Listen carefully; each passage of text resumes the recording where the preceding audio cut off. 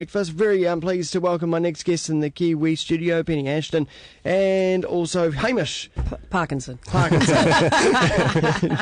us in the Kiwis studio this morning. Morning to you both. Hello. Because a new improv show starting up at the Q Theatre in Auckland City. Yes, indeed. Instant Kiwis. That's right. So it's fitting that we're on Kiwi FM. Isn't it just? I didn't put that together. Yeah.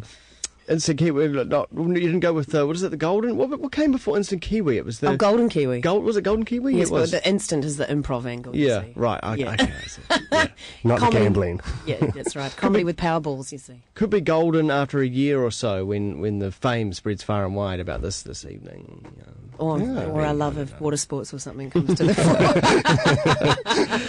So, improv, is there much improv going on in around Auckland at the moment? Well... there is always the Improv Bandits as well. They do shows. And also we're con artists, that's our group, and we always do shows in the comedy festival. That's where you meant to say, the council's making it up as they go along. But anyway, no, carry on. Well, they certainly have been for arts funding. Like, they've only just opened that up again for the first time in years. But anyway, yes, so we always do the comedy festival. Like, we did Austin Found, the undiscovered musicals of Jane Austen. We did Enid Untold this year, which was an Enid Blyton one. And we're actually doing one each of those in this season. We're doing Austin Found, but with zombies, like that book that came out. So we're doing Austin Found Zombie Time. Yeah. So yeah, we haven't done that before, so we'll be throwing some zombies into the Jane Austen world. We haven't actually workshopped that yet, but it'll be great. Zombies are it right now, aren't they?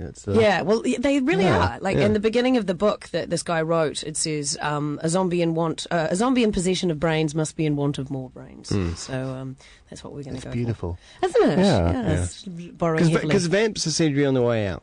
They do. Like, we did a vampire improv show and no one came. Huh, yeah. It's called There Bite you Me. go.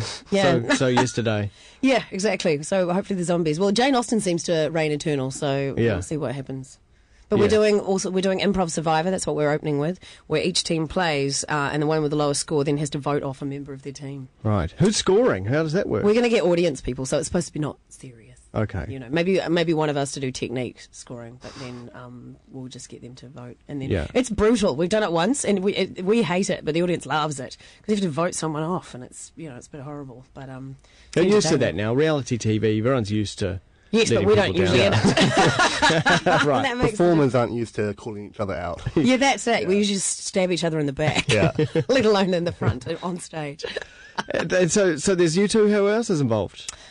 We've got some of the old guard, like Laurie Dungy. I don't think she's the old crazy Canadian lady. If anyone's old, she's not that old. She's in her 50s. Anyway, and like Jeff Dolan, who played Thor in the Almighty Johnsons. And we've got some new young bloods like Hamish here. Hamish has just moved up from Scared Scriptless in Christchurch. Yep. Is that because the Court Theatre is no longer available? 'Cause that was where that sort of thing happened, yeah? Yeah, but I mean, the Court Theatre's still running down in Christchurch, and Scared Scriptless is running out of like different venues and locations. You basically got to go where you can. Yeah, find a space, exactly. Where there's a space. You're moving around all the time, hey, down there? Yeah, exactly. At the moment, they're centred in Heaton School, I think. Well, that's improv. Normal school, yeah, absolutely. We don't know where the venue's going to be. Because everybody has to keep their toes looking at the websites to find out where it's at. Exactly, and Facebook, it tells everyone where they have to go each week, and people turn up, which is awesome. So that's the thing about Scared Scriptless has had like a 25, 30 year... I used to go when I was 16 or so. I used to go every week. Started in the year I was born. Oh. 1987. Oh, that's the first year I did improv. Jesus. 1987. I'm 13 years older than you. Yeah. I was actually the first year it was ever taught in schools, which is why I quite like the fact that I sort of do it now and for a living and stuff like that. Because the first ever year with Greg Cooper, who was also a crazy man. We were in the same, we used to go opposite each other at school. And they used to win. Better now. I mean, it's not easy, is it? I mean, it's really quick thinking on your feet. Yeah, the thing about improv is it takes a long time. Like, did you do it all the way through school, Hamish? Yes, I did. So, like, technically I've been improvising for 10 years, but only been doing it out of school for 5 years. Yeah, and I've been doing it for like 24 years, which is crazy. I took about 10 years off in the middle, because you start to, like, if you think you're a bit, rubbish, you can sort of spiral down a bit and lose your confidence. And then after 10 years, I got back into it doing a Shakespeare improv with the group up here, and then since then has sort of gone overseas and done it. And, you know, you gain in confidence and it's great, but it really takes a long time to get good at it. You can really see the people that have been doing it for a long time. Like Laurie's been improvising for like 35 years, and she's hilarious. Because you could get in the trap if you find something that works, then you start doing it all the time. And well, we don't really do that. Oh, well, like in our Jane Austen show, we always make a balls joke. You know, it's like, oh, I love balls. Do you love balls? Yes, I like big balls, well-decorated balls. So we might make some of the balls jokes, but you can't, because as soon as you do that, it's really obvious. Yeah, like everyone can tell. The only times that you ever say something you've said before is usually during the introductions of games. Yeah. Like, and even that seems like a bit of a struggle to get through. And some people, it goes clang, clang, clang, clang, clang, but people can't believe it. Yeah. Like we took Austin Found to not Edinburgh, to the Edinburgh Festival, to the Adelaide Fringe, which is the next biggest one, but we took it to the Adelaide Fringe, sold out completely. I am a wanker. And we got every single review said, must be semi-scripted. And I was like, no, it's not. And so they'd knock off like half a star and stuff because they would not believe. Oh. And that was really frustrating, but we had people come a couple of times and then got online and went, yes, it is, they're completely different. Yeah. You know, and it really is. People just find it hard to believe. It's kind of nice when people think it is scripted. Yeah, it's a bit annoying though. Like, then you start sort of getting more ask-fors from the audience to throw in so they can see that you're doing that. But, but then we decided just not worry about it. Just bask in our brilliance. I heard you just mention Shakespeare before. I saw a news story recently they were going to stop teaching Shakespeare in schools. Yes, was it because it's too difficult to understand or something? So, really? or now no longer relevant or something? Just now. Right. We finally hit the point. Yeah, that's right. Yeah, it's 200, 400 whatever years, that's it. Yes, well, improvising Shakespeare is fun. That's difficult. Yeah. That's probably the most Maybe difficult. that's the problem. They're not improvising Shakespeare in schools. Yeah, that's what we should go in and teach it. Spice it up. There The best thing is to do alphabet Shakespeare. And you can only do Shakespeare, but you're only allowed to say words. Each word has to start with the next letter of the alphabet. Each line has each to. line. Yeah, each line. Yeah. Yeah, I hate alphabet. That's one of my worst games. I love that. I was thinking, it's a similar skill to the guys who do those hip hop battles. Totally. You know, where they get up and and then put people down and stuff. And I think they have a few more pre-prepared statements than we do, but I was talking to a guy who does that, and he doesn't have very many. Right. And I find that because I can improvise a poem with someone else, and I'm a poet. Yeah. It's my other job, and I find it really hard to just improvise. Like I'm judged. There was an awesome poetry slam recently called Rising Voices with a whole lot of young people. This guy was trying to fill in time and he asked me to write a poem. He said, improvise a poem on the spot, and it was rubbish. Then I came back later and said, Salah is hung like a horse, and by that I mean miniature, of course. Just give me 5 minutes and I can come up with that.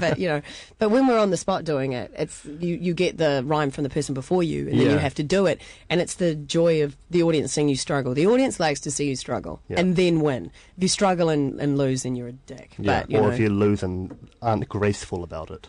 Yes. Yeah. But see, it's that point in the struggle, then the internal voice can take over, and then you start spiraling out of control because then you start going, and then you freeze. That's exactly right. Like when I first started playing, I remember I was doing the Shakespeare one, and if people remember Mark Wright, who used to do improv on the telly and stuff all the time, and he walked in, and I was like, "What am I doing here?" And then started sort of getting a bit, and that is it. The thing is, as soon as you start your internal censor, then you're like, "Oh no," sort of thing. So you can't. Does a drink help? No. I've never taken a drink before an improv show. No. I have a drink before. Swig. Yeah. Certainly one drink. But I don't. I'm kind of always worried that what I would say if I was drunk on stage. Right. Okay.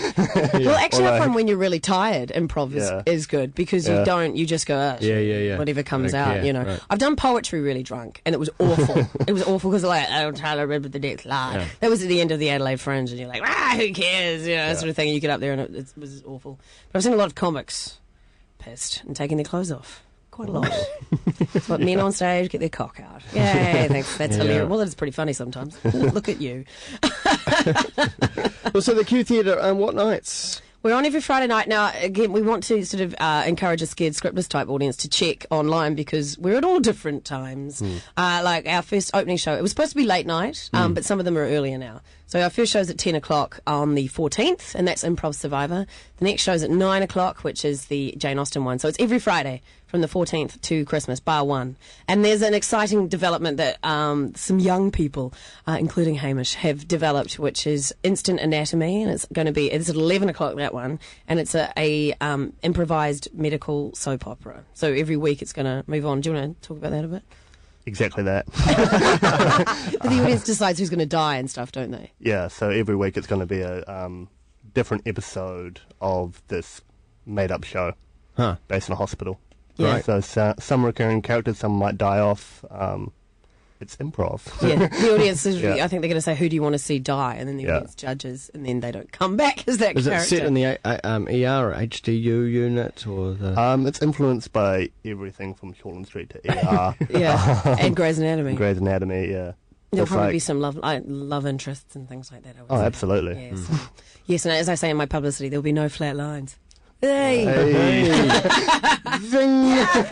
Come to that! Come to Instant Kiwis, That's more of that improv. brilliant humour. Yeah. Conartist.co.nz is the website where you can find out a lot of more information as well.